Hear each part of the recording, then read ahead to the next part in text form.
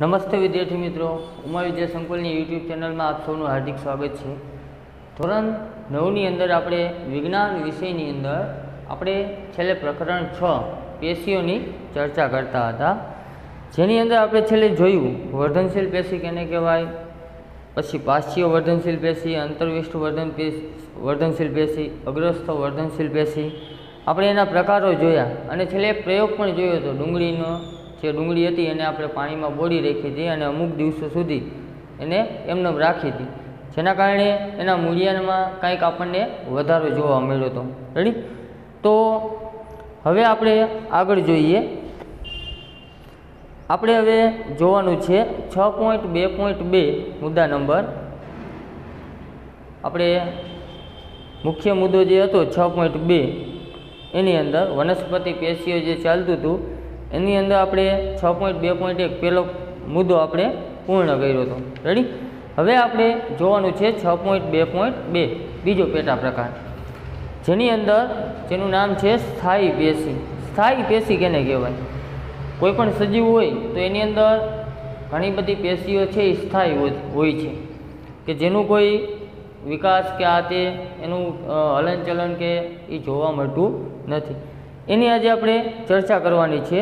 તો જોતા જઈએ સ્થાયી પેશીની અંદર વર્ધનશીલ પેશી દ્વારા નિર્માણ પામેલા કોષોનું શું થાય છે? વર્ધનશીલ પેશી દ્વારા જે નવા નિર્માણ પામે છે કોષો, એનું અંતે શું થાય છે? ધીમે ધીમે એ વધતા જાય આગળ। આપણે મૂળિયાનો ભાગ જોયો હતો કે વર્ધનશીલ પેશી છે એ મૂળના આગળના ભાગે હોય, અને વર્ધનશીલ પેશી બીજે ક્યાં હોય વનસ્પતિની અંદર? તો કે આગળ જે પાંદડાઓ હોય, જે ડાળખીઓમાં આગળ જે પાંદડાઓ નવા ફૂટે છે, રેડી? તો અહીંયા પણ વર્ધનશીલ પેશી આવેલી હોય। તો આ વર્ધનશીલ પેશીનું એક વખત નિર્માણ થયા બાદ એ વર્ધનશીલ પેશીનું પછી શું થાય છે? પાછળ જે વિકાસ થઈ ગયો જે ભાગનો, એ ભાગ અંતે એનું શું થાય છે એવો આપણને પ્રશ્ન પૂછ્યો છે। તેઓ એક વિશિષ્ટ કાર્ય કરે છે અને વિભાજન પામવાની ક્ષમતા ગુમાવે છે। આ જે વર્ધનશીલ પેશીનો પાછળનો જે ભાગ છે, જે નવો નિર્માણ પામી ગયો, એ એક પ્રકારનું વિશિષ્ટ કાર્ય કરે છે અને એમાં પછી કોષનું વિભાજન થતું નથી, એમાં નવા કોષનું કોઈ નિર્માણ થતું નથી। એ પેશી છે એ એક પ્રકારે કઈ આપણી ભાષામાં કહી તો એ એક પ્રકારે જૂની પેશી થઈ ગઈ કહેવાય, રાઈટ? એની અંદર નવા કોષનું કાંઈ નિર્માણ થતું હોતું નથી। તેને પરિણામે સ્થાયી પેશીનું નિર્માણ થાય છે। વર્ધનશીલ પેશી જ્યારે જેમ જેમ નિર્માણ પામતી હોય તો નિર્માણ પામી ગયા બાદ જે પાછળનો ભાગ જે બની ગયેલો છે, એ બની ગયેલા ભાગ અંતે સ્થાયી પેશી તરીકે એને ઓળખાય છે। રેડી? એટલે આ યાદ રાખજો। સ્થાયી પેશી એટલે શું આપણને પૂછે તો વર્ધનશીલ પેશીનું જે નિર્માણ પામેલો ભાગ છે એ અંતે સ્થાયી પેશીમાં નિર્માણ પામે છે। આ રીતના યાદ રાખવાનું। આ પ્રકારે એક વિશિષ્ટ કાર્ય કરવા માટે સ્થાયી સ્વરૂપ આકાર પ્રાપ્ત કરવાની ક્રિયાને વિભેદીકરણ કહે છે। આ જે સ્થાયી સ્વરૂપ પ્રાપ્ત કરવા માટેની જે ક્રિયા છે એનું શું નામ આપ્યું? વિભેદીકરણ। રેડી? વર્ધનશીલ પેશીના કોષો વિભાજન પામીને વિભિન્ન પ્રકારની સ્થાયી પેશીનું નિર્માણ કરે છે। આ જે વર્ધનશીલ પેશી છે એ કોષોનું વિભાજન દ્વારા નવા નિર્માણ પામેલા કોષો દ્વારા એનું વિભાજન પામીને વિભિન્ન પ્રકારની અલગ અલગ પ્રકારની સ્થાયી પેશીનું નિર્માણ કરે છે। તો નીચે અહીંયા આપણે જે મૂળની વાત કરી છે, વનસ્પતિના જે મૂળ છે એ મૂળનો પ્રકાંડનો છેદ અહીંયા દર્શાવેલો છે। કોઈ પણ મૂળ હોય એનો એક આડછેદ લઈ લીધો કે એની અંદર કેવા પ્રકારની સ્થાયી પેશીની રચના થાય છે એનું અહીંયા એક ચિત્ર બતાવેલું છે અને સામે એના નામ આપેલા છે: અધિસ્તર, અધસ્તર, બાહ્યક, અંતસ્તર, પરિચક્ર। આ અધિસ્તર, અધસ્તર, બાહ્યક, અંતસ્તર આ બધે બહારની સાઈડ આવેલા હોય, જ્યારે પરિચક્ર એ અંદરની સાઈડ હોય છે।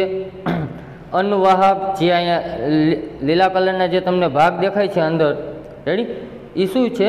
અન્નવાહક। અહીંયાથી અન્નનું વહન થતું હોય છે, એ વાહક પેશીઓ છે, અહીંયાથી ખોરાકને લઈ જતા હોય છે। પછી એધા, અન્નવાહકને આગળ એધા આવેલું છે, પછી અનુદારું, પછી આદિદારું, મજ્જા કિરણ, જલવાહક, મજ્જા વાહિપુલ.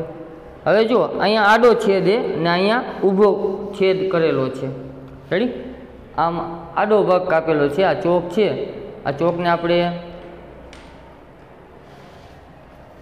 પેલી આકૃતિ જે છે એ ચોકને અહીંયાથી નાનો કોઈ એક આડછેદ કાપી લેવામાં આવે અને આ જે ભાગ દેખાય, રેડી, તો આ ભાગને આડછેદ કહેવાય. રેડી? તો એ ભાગ અહીંયા જે મૂળ છે વનસ્પતિનું એનો ભાગ દર્શાવેલો છે કે એની અંદર કેવી રચના જોવા મળે. અને બાજુમાં જે રચના છે એ ઊભો છેદ, સાઈડમાંથી આમ કાપો, રેડી, આમ આડી ચીર આપણે કરીએ ને જે અડધો ભાગ આપણને દેખાય એ અડધો ભાગ કેવો જોવા મળે તો એ બાજુમાં દોરેલો છે. એટલે બંને આકૃતિ જોવા જઈએ તો એક જ મૂળની છે. રેડી? એક આડો છેદ છે ને એક ઊભો છેદ છે, કે બંનેમાં કઈ રીતના રચના જોવા મળે છે. હવે આપણને એક પ્રવૃત્તિ નીચે કરવાની કીધી 6.2. એક વનસ્પતિનું પ્રકાંડ લો. આપણે જે ઉપરની આકૃતિ જોઈએ એની ચર્ચા કરીએ. એક વનસ્પતિનું પ્રકાંડ લો અને તમારા શિક્ષકની મદદથી તેનો પાતળો છેદ લો. કોઈ વનસ્પતિ છે તો એનું પ્રકાંડ એટલે કે એની ડાળખી પણ લઈ શકો, મૂળનો ભાગ પણ લઈ શકો, કોઈ પણ એક પાતળો ભાગ લેવાનો જે નાજુક હોય અને જે હમણાં થોડાક સમય પહેલાં જેનો વિકાસ થયેલો હોય એવો. હવે બધા જ છેદને સેફ્રેનિનથી અભિરંજિત કરો. હવે જે આડછેદ લીધો એ આડછેદને આપણે અભિરંજિત કરવાનો છે. અભિરંજિત કેનાથી કરવાનો? સેફ્રેનિનથી. સેફ્રેનિનથી એટલે કે આપણે એક પ્રકારનું કેમિકલ્સ આવે કે જે એ કેમિકલ્સ એ કોષની અંદર નાખો તો એના જેટલા પણ ભાગ હોય એ તમને અમુક ભાગ ઘાટા દેખાશે, અમુક આછા દેખાશે. આ પ્રકારના ભાગ તમને એના જોવા મળશે. એમને તમે આડછેદને જોશો તો તમને એમાં કોષ તમને દેખાશે નહીં. એટલે સેફ્રેનિન નાખીને પછી તમારે ચેક કરવાનું કે એના અંદર શું જોવા મળે છે. એક સ્પષ્ટ સારા છેદને સ્લાઇડ પર આસ્થાપિત કરી ગ્લિસરીનનું એક ટીપું તેના પર મૂકો. હવે એ મૂળનો કે પ્રકાંડનો જે ભાગ છે એનો કોઈ એક છેદ લેવાનો, આ પ્રકારનો એક છેદ લઈ લેવાનો, પાતળો છેદ એકદમ. રેડી? આ તો જાડો ચોક છે, બાકી એકદમ આપણે ડુંગળીનો કોષ કેમ કાઢતા હતા એવો એક પાતળો છેદ લેવાનો. હવે એમાં સેફ્રેનિન નાખેલું હોય તો એના ઉપર પછી આપણે શું નાખવાનું છે તો કે ગ્લિસરીનનું ટીપું નાખવાનું, જેથી કરીને એમાં ક્યાંય હવા કે એવું કંઈ હોય તો એ બધી દૂર થઈ જાય અને આપણને સ્પષ્ટ રીતે એ કોષ દેખાશે. રેડી? સ્લાઇડ લેવાની, કાચની સ્લાઇડ આવે, કાચની સ્લાઇડ ઉપર એ કોષને મૂકવાનો અને ગ્લિસરીનનું ટીપું નાખવાનું. રેડી? અને આ રીતના સ્લાઇડ તૈયાર કરો. હવે તેને કવર સ્લિપ વડે ઢાંકી દો અને સ્લાઇડનું અવલોકન કરો. કાચની સ્લાઇડ ઉપર જે કોષ મૂક્યો અને ગ્લિસરીનનું ટીપું નાખ્યું, પછી બીજી એક કાચની સ્લીપ લેવાની, કવર સ્લીપ જેને કહેવાય, એને એના ઉપર મૂકી દેવાની, જેથી કરીને બાહ્ય કોઈ રચકણો કે બીજું કોઈ ખલેલ પહોંચે નહીં એટલા માટે. રેડી? હવે એ સ્લાઇડનું તમારે સૂક્ષ્મદર્શક યંત્રમાં અવલોકન કરવાનું. તમને શું દેખાય છે? સૂક્ષ્મદર્શક યંત્ર વડે અવલોકન કરો. વિભિન્ન પ્રકારના કોષોનો અભ્યાસ કરો અને તેના વિન્યાસ કે ગોઠવણીનું અધ્યયન કરો. વિન્યાસ એટલે કે એની ગોઠવણી કેવી છે એનો અભ્યાસ કરવાનો. ઉપરની જે આપણે આકૃતિ જોઈ એને અનુરૂપ તમને કંઈક આકૃતિ તમને જોવા મળશે સૂક્ષ્મદર્શક યંત્રમાં. રેડી? આ રંગબેરંગી આકૃતિ છે, આવી આપણને રંગબેરંગી આકૃતિ દેખાય નહીં. રેડી? પરંતુ આપણને કંઈક આ પ્રકારની પેટર્ન જોવા મળશે કે જેની અંદર આ પ્રકારના બધાય કોષો આવેલા હશે અને એ બધાના અહીંયા નામ પણ આપેલા છે. આકૃતિ 6.3ની સાથે તુલના કરો. ઉપર જે અત્યારે આકૃતિની ચર્ચા કરી આપણે, આ આકૃતિ સાથે એની તુલના કરો કે આના જેવી દેખાય છે તો કે હા, આના જેવી જ દેખાશે. આ પહેલી જે આકૃતિ છે એના જેવી.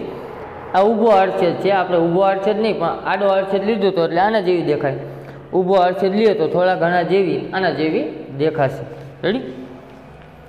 હવે નીચે આપેલા પ્રશ્નો પર વિચાર કરી અને અવલોકનને આધારે તેમના જવાબ આપો. હવે થોડાક પ્રશ્નો પૂછે છે અને તમારે જવાબ આપવાના છે. તો પહેલો પ્રશ્ન છે, શું બધા જ કોષોની સંરચના સમાન છે?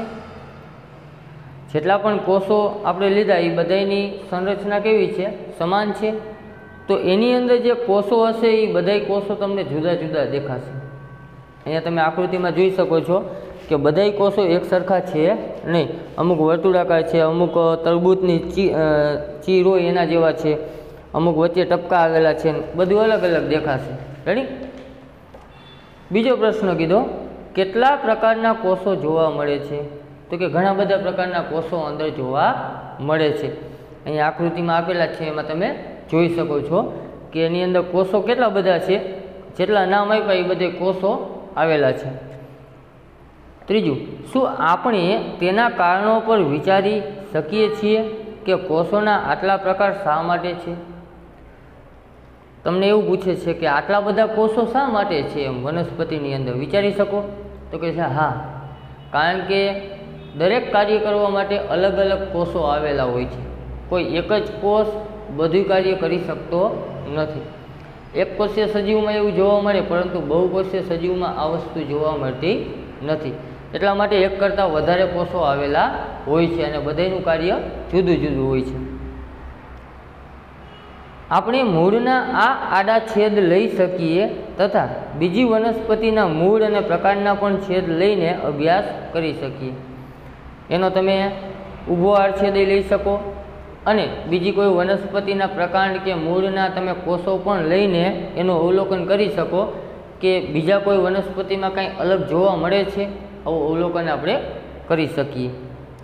તો આ હતું 6.2.2નો મુખ્ય મુદ્દો. રેડી?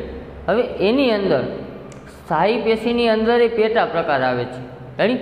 અને એ પેટા પ્રકાર આપેલો છે 6.2.2 એનો પહેલો પેટા પ્રકાર, સરળ સ્થાયી પેશી. સરળ સ્થાયી પેશી કેને કહેશું આપણે? તો કે કોષોના થોડાક સ્તરો સરળ સ્થાયી પેશી વિશે આપણે જોઈએ છીએ. તો જોઈએ, કોષોના થોડાક સ્તરો આધારોતક કાર્ય કરતી પેશીનું નિર્માણ કરે છે. આધારોતક એટલે કે આધાર આપવાનું કાર્ય કરે. ઘણા બધા કોષો જે વનસ્પતિ હોય એ વનસ્પતિને ટટાર ઊભા રહેવા માટે કંઈક આધારની જરૂર પડે. તો મોટાભાગના કોષો કેવા છે કે એ વનસ્પતિને આધાર આપે છે. રેડી? એટલે કે એનામાં કાંઈ હાડકું તો હોતું નથી આપણી જેમ, પ્રાણીઓની જેમ. રેડી? તો એ ઊભું કઈ રીતના રહેતું હશે?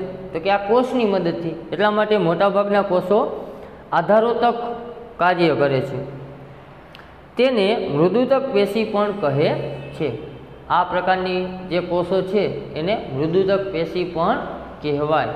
એટલે મૃદુતક પેશી પૂછે તો આપણે કહી શકાય કે સરળ સ્થાયી પેશીમાં કોષોમાંના જે થોડાક સ્તર છે એ આધારોતકનું કાર્ય કરે, એટલે કે આધાર આપવાનું કાર્ય કરે છે.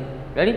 જેને મૃદુતક પેશી પણ કહેવાય. એટલે કે મૃત જેવા હોય, એ બહુ એનો વિકાસ થતો હોતો નથી, એટલા માટે એને મૃદુતક પેશી કહે છે. કે જે એક પ્રકારની સ્થાયી પેશી છે. મૃદુતક પેશી કેવી છે? સ્થાયી પેશી છે. રેડી? એનું બહુ વિભાજન થતું હોતું નથી. તે પાતળી કોષ દિવાલવાળા સરળ કોષની બનેલી છે. આ કોષો શેના બનેલા છે? તો કે પાતળી કોષ દિવાલવાળા સરળ કોષના બનેલા છે એમ કહી શકાય. આ કોષો જીવંત છે. આ જે કોષ છે, નામ ભલે મૃદુતક છે પરંતુ એ જીવંત છે, નહીંતર નવા કોષનું નિર્માણ થવાનું નથી. રેડી? એટલે આ બધા જીવંત કોષ છે. તેઓ સામાન્ય રીતે શિથિલ ગોઠવણી ધરાવે છે. શિથિલ એટલે કે સ્થાયી. એ વિભાજન પામતા હોતા નથી કે એક કોષનું બે કોષમાં વિભાજન થઈ ગયું, એટલે એ શિથિલ ધરાવે છે. આથી આ પ્રકારે પેશીના કોષો વચ્ચે ઘણો અવકાશ રહેલો હોય છે. શિથિલ હોવાના કારણે એક કોષ અને બીજા કોષ વચ્ચે થોડું ઘણું જગ્યા પણ આવેલી હોય છે, જેને આંતરકોષીય અવકાશ કહે છે. આકૃતિ 6.4 જે આપેલી છે તમે જોઈ શકો છો. આકૃતિ 6.4 એની પહેલી આકૃતિ અહીંયાની વાત કરે છે.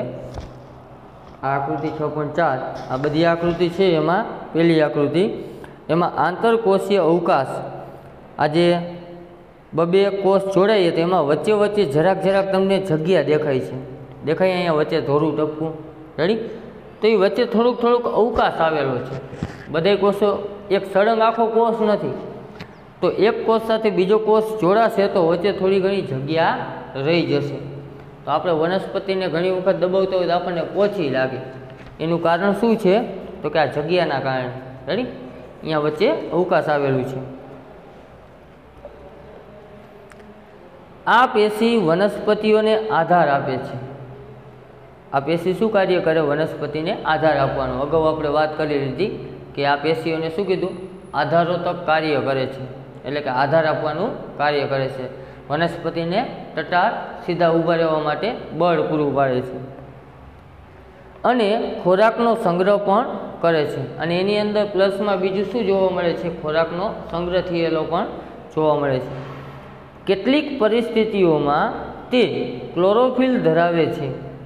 ઘણી વખત ખોરાકની સાથે એની અંદર ક્લોરોફિલ પણ આવેલો હોય છે અને પ્રકાશ સંશ્લેષણનું કાર્ય કરે છે.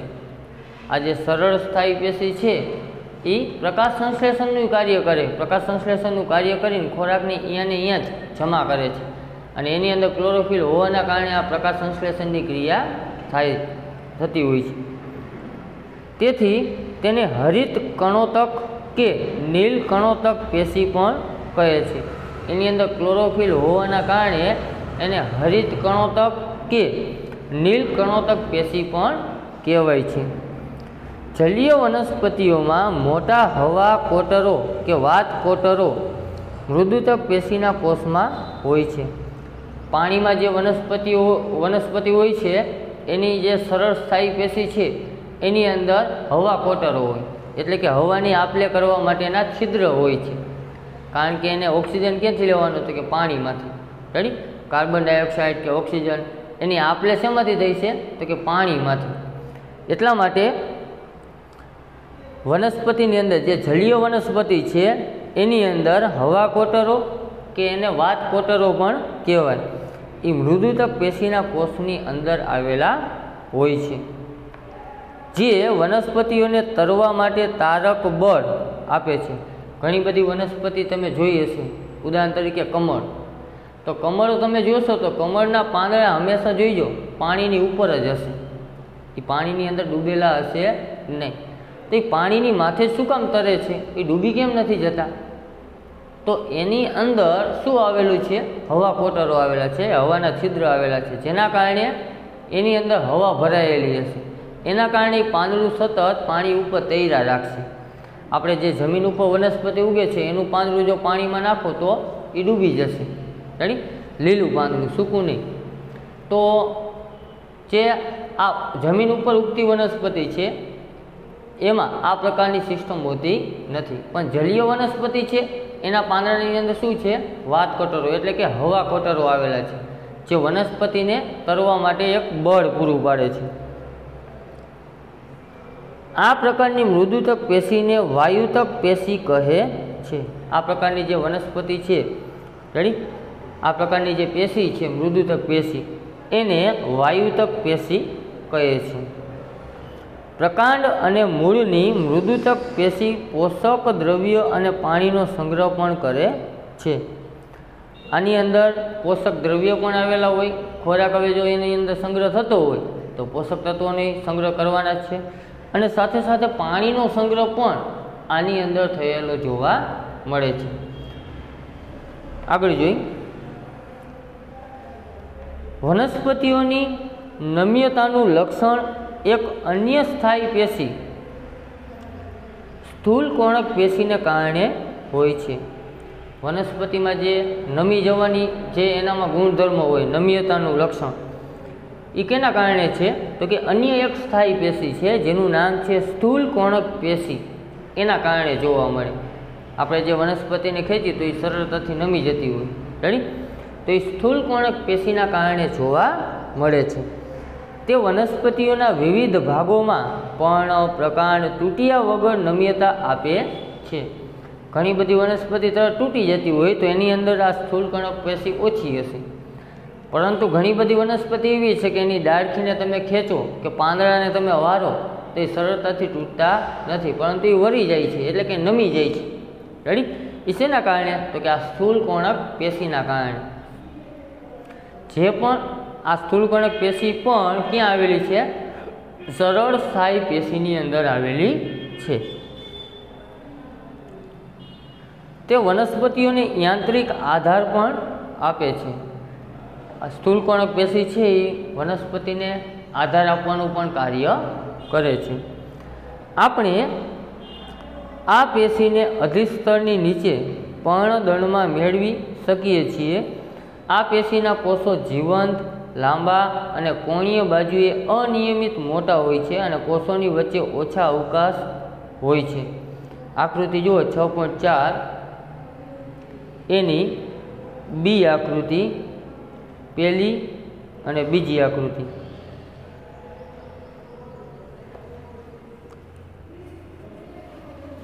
આકૃતિ 6.4માં આજે આપણે સ્થૂળકોણક પેશીની વાત કરી એ આ પ્રકારની હોય, પહેલી અને બીજી આકૃતિ। પહેલી આડો છેદે અને બીજો એનો ઊભો છેદે। આપણે સૌથી પહેલાં આંતરકોષીય અવકાશ જોયું હતું, આ એનો આડો છેદે, આ એનો ઊભો છેદે। આડા કોષમાં આપણને આવું દેખાય, ઊભા કોષમાં એ જગ્યા આપણને આવી દેખાશે। રેડી? એટલે આ બંને આકૃતિ સમાન છે અને આ બંને આકૃતિ સમાન છે, જોઈ શકો છો।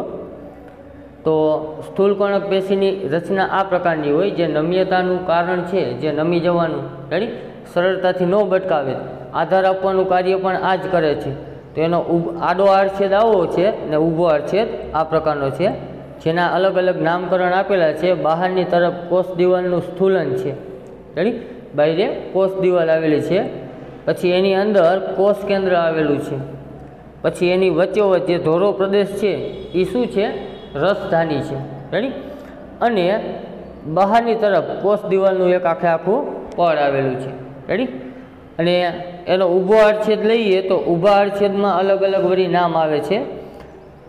જ્યાં રેડ કલરનો ભાગ દેખાય છે એ કોષ દિવાલનો છેડો છે, ઉપર જે આપણે જોયો હતો ને એ જ છેડો અહીંયા છે। પછી જે આ ગ્રીન કલરનો ભાગ દેખાય છે એ પ્રાથમિક કોષ દિવાલનું કોણીય રીતે સ્થૂલન છે। કોષ દિવાલનું સ્થૂલન થાય એટલે આ અંદરનો ભાગ એક બનતો હોય છે। પછી એની અંદર જે આ લીલો જે ટપકા દેખાય છે એ હરિતકણ છે। પછી વચ્ચે કોષ કેન્દ્ર આવેલું છે, એની અંદર રસધાની આવેલી છે। અહીંયા જે વાત કરી રસધાનીની, આ જે અહીંયા ગોળ દેખાય છે રસધાની, એ આ ઊભો આડછેદ કરો એટલે આવો દેખાય, રેડી। એની અંદર કોષરસ છે, આંતરકોષીય અવકાશ છે, આ બધે મૂળ તો એક જ વનસ્પતિના પેટા આકાર છે બધે, રેડી। એટલે આ જરાક અવલોકન કરજો વ્યવસ્થિત। પહેલી બીજી આકૃતિ અને બીની પહેલી બીજી આકૃતિ, આ બંને સમાન છે, આ બંને સમાન છે। મૂળ વનસ્પતિની અંદર જ આ બધી આકૃતિઓ જોવા મળે, રેડી। એટલે વ્યવસ્થિત એનું અવલોકન કરવાનું। હવે જુઓ નીચેની સીની બે આકૃતિ જોઈ લઈ। સરળ છિદ્રની છોડ, આ જે સી આકૃતિ છે એ દ્રઢોતક પેશીની છે। આ જે સી આકૃતિ કેની છે? દ્રઢોતક પેશી, રેડી। એની આકૃતિ આવી છે, આ આડો છેદ ને આ ઊભો છેદ, રેડી। એના વિશે જે આપણે આવ્યું નથી, આગળ આવશે એટલે આપણે જોઈ લેશું। પાછળના પેજ ઉપર, હવે પેજ નંબર 72 ઉપર હજી પણ એક અન્ય પ્રકારની સ્થાયી પેશી દ્રઢોતક પેશી છે, જે આપણે આ સી આકૃતિ જોઈ ત્રીજા પ્રકારની નીચે દ્રઢોતક પેશી, રેડી, જે જાડી જાડી જેવી રચના દેખાય છે, રેડી। એની અંદર શું છે? સરળ છિદ્રની જોડ આવેલી છે। અહીંયા જે હાંધો થાય અહીંયા છિદ્ર આવેલા છે, અને ઊભા ભાગમાં આપણે જોઈએ તો વચ્ચે સાંકડો અવકાશ દેખાય। આ જે ઝુમખા જોઈન્ટ થાય એમાં વચ્ચે અહીંયા અવકાશ છે, જે આપણને પાઠીમાં વ્યવસ્થિત નથી દેખાતું, પણ ઊભા આડછેદમાં તમે આવું જોઈ શકો, રેડી, કે અવકાશ કેટલું છે। પછી લિગ્નીયુક્ત જાડી કોષ દિવાલ, અહીંયા જે કોષ દિવાલ છે એ શેની એ લિગ્નીયુક્ત એક પ્રકારનું પદાર્થ છે, રેડી, એનું બનેલું હોય। તો સરળ સ્થાયી પેશીમાં એક આપણે જોયું કે એની અંદર સ્થૂળકોણક હોય, અને એના પહેલાં જોયું આપણે આંતરકોષીય અવકાશ હોય, સ્થૂળકોણક પેશી હોય, અને ત્રીજી વસ્તુ કઈ છે? દ્રઢોતક પેશી। હવે આ દ્રઢોતક પેશી શું કાર્ય કરે છે એના વિશે જોઈ લઈ। હજી પણ એક અન્ય પ્રકારની સ્થાયી પેશી દ્રઢોતક પેશી છે. તે પેશી વનસ્પતિને દ્રઢતા તેમજ મજબૂતાઈ આપે છે. આપણે આ દ્રઢોતક પેશીનું કાર્ય શું?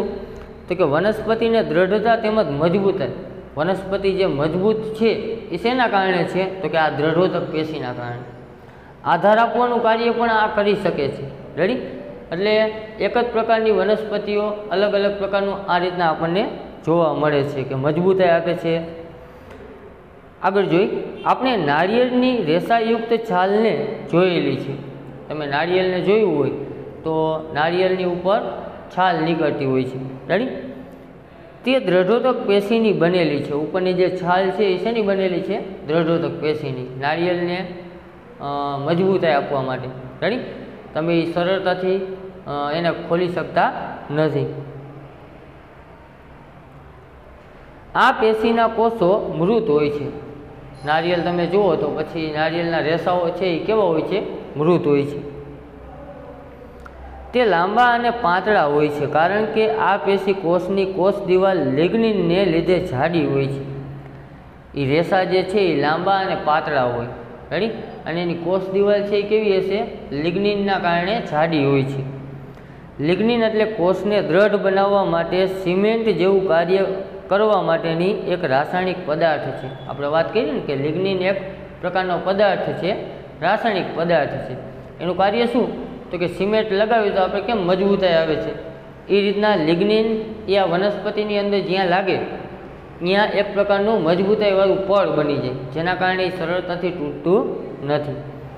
જો કે આ પેશીના કોષોની કોષ દિવાલ જાડી હોય છે કે જેથી કોષોની વચ્ચે આંતરકોષીય અવકાશ હોતો નથી. એની કોષ દિવાલ બહુ જાડી હોય જેના કારણે વચ્ચે અવકાશ એ જરાક અમથું જોવા મળે. જાજુ એને અવગણી શકાય કે અવકાશ છે નહીં, એના જેવું કહી શકાય. આકૃતિ 6.4 એની સી આકૃતિ, પહેલી અને બીજી આકૃતિ. તો અહીંયા તમને અવકાશ છે એ એકદમ હાવ નરી આંખે જુઓ ત્યારે માન દેખાશે. એટલે અવકાશ એટલું બધું હોતું નથી. જેને ઝૂમ કરીને અહીંયા અવકાશ દેખાડેલું છે, આ અવકાશ આપણે નરી આંખે જોઈ શકતા નથી. રેડી? આ પેશી પ્રકાંડમાં વાહીપુલની નજીક પર્ણોની શિરાઓમાં તેમજ બીજ અને ફળોની કઠણ છાલમાં હાજર હોય છે.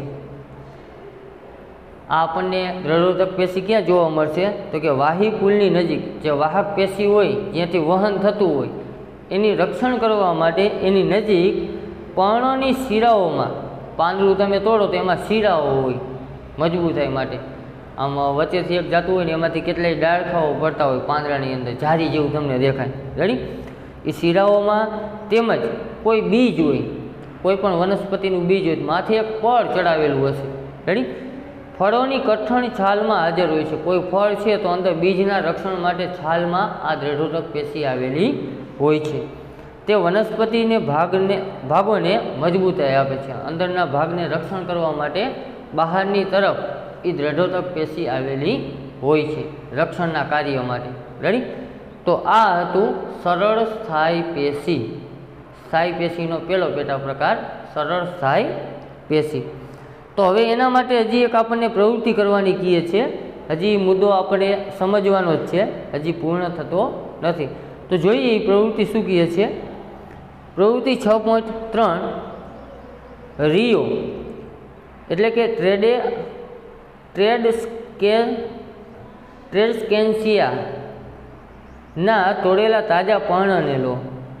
આવી વનસ્પતિ આપણી આજુબાજુ હોતી નથી, પણ આવું એક પાંદડું લેવાનું રિયો વનસ્પતિનું, તેને દબાણ આપીને એવી રીતે તોડો કે જેથી પર્ણની છાલ અલગ નીકળી આવે. રેડી?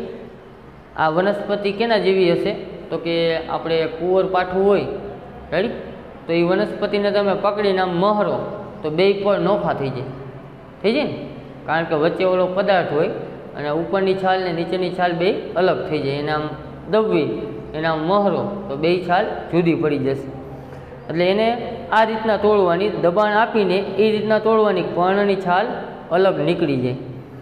આ છાલને અલગ કરીને પાણી ભરેલી પેટરી ડીશમાં મૂકો, જેમાં પાણી ભરેલું હોય એ ડીશની અંદર મૂકી દેવાનું એ છાલને. તેમાં થોડાક ટીપા સેફ્રેનિનના અભિરંજિત કરીને મૂકો. એમાં થોડાક ટીપા અભિરંજિત કરવા માટે શું નાખવાનું? સેફ્રેનિન. જેથી કરીને શું થશે તો કે એમાં જે કોષ છે એ આપણે સ્પષ્ટ રીતે જોઈ શકીએ, નહીં તો નરી આંખે આપણને દેખાશે નહીં. થોડાક સમય પછી લગભગ 2 મિનિટ પછી છાલને સ્લાઇડ પર આસ્થાપિત કરો. હવે પાણીવાળા ભાગમાંથી છાલને લઈ લેવાની અને સ્લાઇડ ઉપર મૂકવાની અને તેના પર ધીમેથી કવર સ્લીપને ઢાંકી દો અને એના ઉપર બીજી કવર સ્લીપ મૂકી દેવાની. તેનું સૂક્ષ્મદર્શક યંત્ર દ્વારા અવલોકન કરો. હવે અવલોકન કરશો તો તમને આ પ્રકારની રચના જોવા મળશે. રેડી? તો એની અંદર તમને રક્ષક કોષો દેખાય છે, પછી અધિસ્તર કોષ દેખાય, વાયુરંધ્ર દેખાશે, રક્ષક કોષ દેખાશે. રેડી? આ જે આકૃતિ છે પાછળની બી એ તમને જોવા મળશે અને એનો આડછેદ એક ભાગ અહીંયા એક ઝૂમ કરીને દર્શાવેલો છે કઈ રીતના જોડાયેલા હોય. રેડી? એટલે આપણને આ પ્રકારનો ભાગ જોવા મળશે જે બીજી આકૃતિ છે તેવી. હવે એના આધારે આપણને શું સમજાવે છે આગળ જોઈએ. નીચે જો આકૃતિ નીચે લખ્યું છે રક્ષક કોષો અને અધિસ્તરીય કોષ. આપણે જે કોષને જોઈએ છીએ એ કોષ, એમાં જે પહેલી આકૃતિ છે એ પાશ્ય દેખાવું છે, પાછળનો ભાગ. રેડી? અને બીજી આકૃતિ છે એ સમતલીય દેખાવ છે. સમતલીય દેખાવ એટલે કે એનો આડછેદ ઉપરથી આપણને જેવું દેખાય એવી આકૃતિ તમને અહીંયા જોવા મળશે. આગળ જોઈએ એમાં જે તમે અવલોકન કરી રહ્યા છો તે સૌથી બહારના સ્તરના કોષો, જેને અધિસ્તર કહે છે. બહારનો જે કોષ હશે વનસ્પતિનો એ આપણને દેખાશે અને એને આપણે શું કહેશું? અધિસ્તર. અધિસ્તર સામાન્ય રીતે એક સ્તરનું બનેલું છે. અધિસ્તર શેનું બનેલું છે? એક સ્તરનું બનેલું છે. વધારે શુષ્ક વસાહતોમાં આવેલી કેટલીક વનસ્પતિઓમાં અધિસ્તર જાડું હોય છે. જ્યાં શુષ્ક પ્રદેશ હોય ત્યાં બહારનું અધિસ્તર કેવું હોય? જાડું. કારણ કે અહીંયા પાણીની અછત હોય તો જે તડકો પડતો હોય એના કારણે વનસ્પતિમાંથી પાણીનું બાષ્પીભવન ન થઈ જાય એના માટે આ બહારનું અધિસ્તર કેવું હોય છે? જાડું હોય છે. તે પાણી ગુમાવવાની સામે વનસ્પતિને રક્ષણ આપે છે. અત્યારે આપણે જે વાત કરી, જ્યાં શુષ્ક પ્રદેશ હશે અહીંયા ગરમીનું પ્રમાણ વધારે હશે, અહીંયા તાપમાન વધારે હશે, અહીંયા સૂર્યનો તડકો વધારે પડતો હશે. તો એના કારણે શું થાય તો કે જેમ તડકો વધે એમ વનસ્પતિમાંથી બાષ્પોત્સર્જનની ક્રિયા થાય, પાણી એમાંથી દૂર થાય અને એને પાણીની જરૂરિયાત વધારે રહી. રેડી? તો સૂકા પ્રદેશમાં એટલે કે તમે રેગિસ્તાનમાં ને એમાં જાઓ તો થોરના વૃક્ષ હોય. રેડી? કે જેમાં પાંદડાઓ હોતા નથી, કાંટાવાળી વનસ્પતિ, તો એના તમે પડ જોશો ને તો એકદમ જાડું પડ હશે બહારનું. રેડી? તો એ બહારનું જાડું સ્તર શું છે? આ અધિસ્તર. વનસ્પતિની સમગ્ર સપાટી અધિસ્તરના બાહ્ય આવરણ વડે ઢંકાયેલી હોય છે. જ્યાં શુષ્ક પ્રદેશ હશે અહીંયા બધી વનસ્પતિ કેવી હશે તો કે આવા બાહ્ય અધિસ્તરથી ઢંકાયેલી હશે. જ્યાં લીલો વિસ્તાર હશે, જ્યાં વરસાદની અછત નહીં હોય, વરસાદ પડતો હશે અને તાપમાન બહુ વધતું નહીં હોય, ત્યાં આ અધિસ્તર આટલું બધું જોવા મળતું નથી. ત્યાં ઉપરનું પડ કેવું હોય? પાતળું હોય. આપણા વિસ્તારમાં છે તો આપણા વિસ્તારમાં વનસ્પતિના જે અધિસ્તર એ એકદમ પાતળા જોવા મળે. રેડી? પણ રણ વિસ્તારમાં તમે ક્યાંક જાઓ સૂકા પ્રદેશમાં તો અહીંયાની વનસ્પતિ તમે જોશો તો એના અધિસ્તર છે એ એકદમ જાડા જોવા મળશે. એ વનસ્પતિને તમે અડશો તો એનું ઉપરનું બાહ્ય પડ કેવું હશે? જાડું હશે. તે વનસ્પતિના બધા જ ભાગોને રક્ષણ આપે છે. આ અધિસ્તરનું કાર્ય શું? વનસ્પતિના બધા ભાગોને રક્ષણ આપે છે. વનસ્પતિના હવાઈ ભાગોના અધિસ્તરીય કોષો જળ પ્રતિરોધક મીણના સ્રાવથી એક સ્તર બનાવે છે. આ શેમાંથી બને છે તો કે વનસ્પતિના હવાઈ ભાગોના અધિસ્તરના જે કોષો હોય એના જળ પ્રતિરોધક મીણ જેવો સ્ત્રાવ થાય કે જે પાણી સામે રક્ષણ આપે. રેડી? એ પ્રકારના સ્તરથી આ બનાવે છે. આ વધારાનું સ્તર પાણીના વ્યયની સામે રક્ષણ, યાંત્રિક ઈજા અને પરોપજીવી ફૂગ સામે રક્ષણ આપે છે. આ જે બાહ્ય અધિસ્તર છે એનું કાર્ય શું તો કે પાણીનો વ્યય ન થવા દઈએ. પછી યાંત્રિક ઈજા થઈ હોય, કોઈ કંઈક લાગ્યું હોય અને કંઈક પવનના કારણે કંઈક ડાળખી બાળખી તૂટી ગઈ હોય તો એને ઈજા સામે રક્ષણ આપે. અને પરોપજીવી ફૂગ સામે પણ રક્ષણ આપે. બાહ્ય કોઈ ફૂગ લાગતી હોય, ફૂગના કારણે વનસ્પતિઓ છે એ કરમાઈ જતી હોય તો ફૂગના કારણે પણ એ કરમાઈ ન જાય એના માટે પણ રક્ષણ આપે છે. અધિસ્તરીય કોષોનું કાર્ય રક્ષણ કરવાનું હોવાથી તેના સ્તરના કોષો કોઈ પણ પ્રકારના આંતરકોષીય અવકાશ વગર સળંગ સ્તર બનાવે છે. હવે જે આ અધિસ્તરનું પળ છે એ સળંગ એક સરખું જ હોય છે. આખી વનસ્પતિમાં ઉપરથી નીચે સુધી એક આખું સળંગ સ્તર બનાવે છે. મોટાભાગના અધિસ્તરીય કોષો અપેક્ષિત રીતે ચપટા હોય છે. અધિસ્તર કેવો હોય છે? મોટાભાગના ચપટા હોય છે. સામાન્ય રીતે તેમની બાહ્ય તથા પાશ્ય કોષ દિવાલ આંતરિક કોષ દિવાલ કરતાં જાડી હોય છે. બહારની જે કોષ દિવાલ છે એ જાડી હોય અંદરની કોષ દિવાલ કરતાં. રેડી? આપણે પર્ણના અધિસ્તરમાં નાના છિદ્ર અહીં અવલોકિત કરી શકીએ છીએ. એની અંદર નાના છિદ્ર પણ આવેલા હોય છે હવાની આપ લે કરવા માટે એના માટે. આ છિદ્રને વાયુરંધ્ર કહે છે. આ જે હવાની આપ લે કરવા માટેના જે છિદ્ર છે એને આપણે શું કહેશું? વાયુરંધ્ર, કે જ્યાંથી હવાની આપ લે થઈ શકે, જે અધિસ્તરની રચનામાં આવેલી છે. રેડી? આકૃતિ 6.5 જુઓ. આગળ જે આકૃતિ જોઈ લીધી એની અંદર વચ્ચે વાયુરંધ્ર તમને દેખાય છે. રેડી? વાયુરંધ્ર વૃક્કાકાર કે મૂત્રપિંડ આકારના બે કોષો દ્વારા આવરિત હોય છે. આપણું જે મૂત્રપિંડ છે અથવા તો વૃક્કાકાર એના જેવું વાયુરંધ્ર આવેલું હોય છે, એટલે કે બંધ હોય છે, જેને રક્ષક કોષો કહે છે. એ રક્ષણ કરવાનું કાર્ય કરે છે. તે કોષો વાતાવરણના વાયુઓના વિનિમય માટે આવશ્યક છે. એ વનસ્પતિ અને વાતાવરણમાંથી વાયુની આપ-લે કરવા માટે આ એક વાયુરંધ્ર છે એ ફરજિયાત છે. બાષ્પોત્સર્જન એટલે કે ઉસ્વેદન એટલે કે બાષ્પ સ્વરૂપે પાણી ગુમાવવાની ક્રિયા પણ વાયુરંધ્ર દ્વારા થાય છે. એ છિદ્ર બહુ નાના હોવાના કારણે પાણી ગુમાવવાની પ્રક્રિયા ધીમી થતી હોય છે. રેડી? હવે નીચે આપણને એક હાઇલાઇટ કરીને કીધું છે, પ્રકાશ સંશ્લેષણ માટે કયો વાયુ આવશ્યક છે તે વિચારો. વનસ્પતિઓમાં બાષ્પોત્સર્જનની ભૂમિકા શોધો.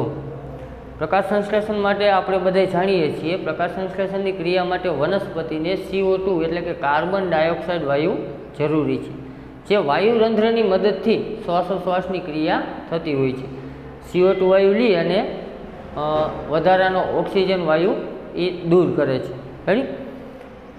અને વનસ્પતિઓમાં બાષ્પોત્સર્જનની ભૂમિકા પણ શોધો. હવે જો વનસ્પતિ છે એ મૂળિયામાંથી જ્યારે પાણી લે તો એ 12 H2O જેટલું પાણી લે. કેટલું લે? 12 H2O જેટલું. અને પ્રકાશ સંશ્લેષણની ક્રિયા દરમિયાન 6 H2O જેટલું પાણી મુક્ત કરે છે બાષ્પ દ્વારા. એટલે જ્યારે પણ પ્રકાશ સંશ્લેષણની ક્રિયા થાય ત્યારે પાણીનો વ્યય થાય. તો તમે વનસ્પતિની આજુબાજુ તમે ભ્રમણ કરતા હોય તો તમને અહીંયા આજુબાજુ ઠંડક લાગશે, કારણ કે વનસ્પતિ જ્યારે પ્રકાશ સંશ્લેષણ કરતું હશે દિવસ દરમિયાન ત્યારે વનસ્પતિ આજુબાજુ ભેજ મુક્ત કરતો હશે, જેના કારણે આપણને આજુબાજુની હવા કેવી લાગશે? ઠંડી લાગશે. રેડી? તો એક આ કારણ છે. હવે નીચેનો જે પેરેગ્રાફ છે એ આપણે નેક્સ્ટ લેક્ચરમાં રાખીએ. અત્યારે અહીંયા સુધી આપણે રાખીએ, વિડીયો બહુ લાંબો ન થઈ જાય એટલા માટે. રેડી? આપણે જે આ વચ્ચે હાઇલાઇટવાળો મુદ્દો આવે છે અહીંયા સુધી આપણે રાખીએ. અસ્તુ.